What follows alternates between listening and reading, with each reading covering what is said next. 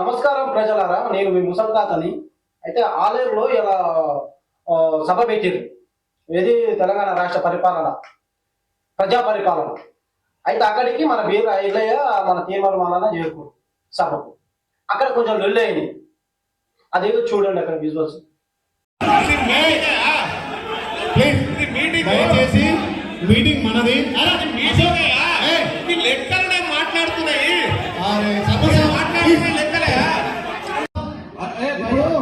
ఒక్క నిమిషం ఇప్పుడు ఈ ప్రోగ్రాం మనది, ప్రభుత్వాన్ని. మీరు దయచేసి ఆయన మాట్లాడనివ్వండి. ఆయన మన సలహాలు సూచనలు ఇస్తాడు. అశోక్ ఇదే ఆయన తీసుకోండి, ఆయన తీసుకోండి ప్లీజ్. మాట్లాడినయ్యా, మాట్లాడదాం, మనం సమాధానం చెప్తాము. ప్లీజ్ దయచేసి మన సమావేశము ఇప్పుడు ఒక్క నిమిషం దయచేసి ఎమ్మెల్సీ ఒక్క నిమిషం ఆగే మల్లన్న, ఆగే. మన మల్లన్న గారికి ఆయన రాని చెప్తుండు, వచ్చి మర్చిపోతున్నాడు. అంటే 20% రాలేదు, 80% అని ఆయన మాట్లాడుతున్నాడు.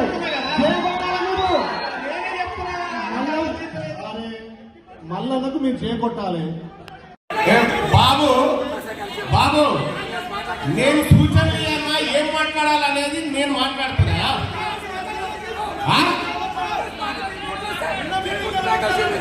ఇది టిఆర్ఎస్ పార్టీ కార్యక్రమం, కాంగ్రెస్ పార్టీ కార్యక్రమం కాదా? కనీస అవగాహన లేకపోతే ప్రభుత్వ కార్యక్రమం. అయితే తీర్మాన మాలన వేదికపై ఏం మాట్లాడిండు, కాంగ్రెస్ పార్టీ గురించి, కొంచెం పరిపాలన గురించి మాట్లాడిండు. ఏదంటే ఇక వాళ్ళు ఇచ్చిన హామీల గురించి మాట్లాడితే, ఈ బీర్ల ఐలయ్యకు సంబంధించిన అనుచరులు వేదికపై దూసుకుపోయి ఆయన మీద దాడి చేయడానికి ప్రయత్నిస్తూ పోలీసులు అడ్డుకున్నారు. మరి ఇప్పుడు తీర్మాన మాలన వాస్తవానికి ఉన్నది మాట్లాడిండు. ఏది కాంగ్రెస్ ప్రభుత్వంలో ఇచ్చిన హామీల గురించి. తప్పు ఉందా కాదనేది తర్వాత వెళ్తాం. మరి మీరు ఇచ్చిన హామీల గురించే కదా మాట్లాడింది తీర్మాన మాలన ఎమ్మెల్సీ. అయితే ఇప్పుడు తీర్మాన మాలన వేదిక మీద కాంగ్రెస్ పార్టీలో ఉండి ఎమ్మెల్సీ పదవి గెలిచింది, అది అందరూ తెలిసిందేనా. మరి ఇప్పుడు ప్రభుత్వం ఇచ్చిన హామీల గురించి మాట్లాడే వారికి ఇప్పుడు ప్రభుత్వం ఇళ్ళ గెలిచి కాంగ్రెస్ పార్టీలో ఎమ్మెల్సీ గెలిచి కాంగ్రెస్ పార్టీ గురించి మాట్లాడతావట అని అంటుండ్రు. అయితే మీ కడుపునంత ఆయాసం ఏంది? ఇప్పుడు అంటే తను వేరే పార్టీ పెట్టుకొని అలాగే బయటికి వెళ్ళిపోయి వేరే పార్టీ పెట్టుకుండు కదా.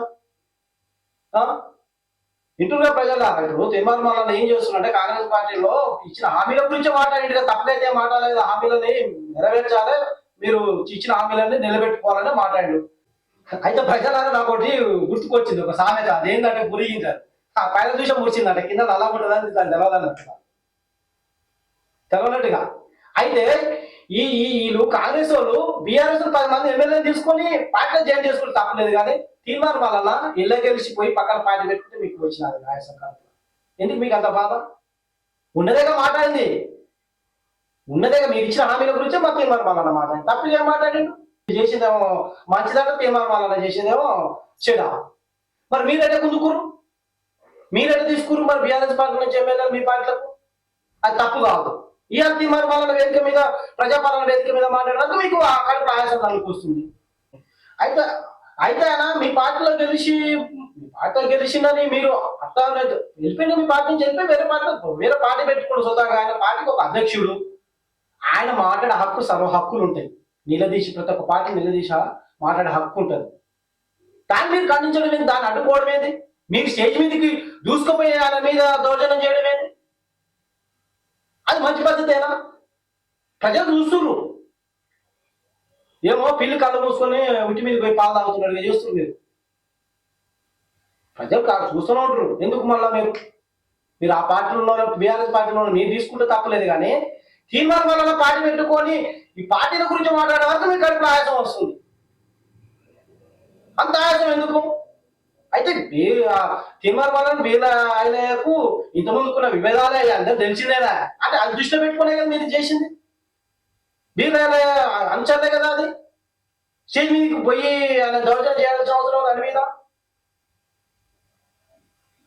గది ప్రజలారా ప్రభుత్వ పాలన అంటే. సరే ఉంటా.